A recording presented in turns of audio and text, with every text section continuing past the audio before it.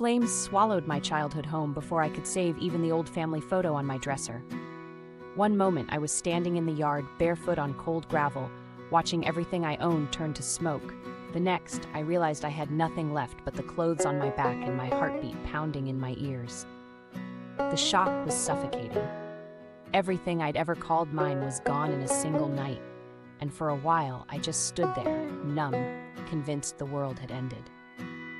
But when the sun rose, I found myself surrounded by neighbors who brought coffee, shoes, even a spare toothbrush. I saw kindness where I expected only pity, and I started to feel something shift inside me. With every small gesture, I realized that my worth wasn't tied to the walls that burned down. I started making lists. What I'd need, what I could do next, who I could ask for help. I decided that my story wouldn't end with loss. Day by day, I learned how to build again, not just a home, but a life that ran deeper than possessions. I took a job I'd always been too scared to try, slept on friends' couches, and found laughter in places I never thought possible.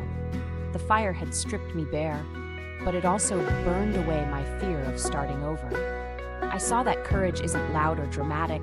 It's the quiet determination to wake up and try, even when you don't know what tomorrow looks like. Losing everything taught me that hope is something you create, not something you inherit.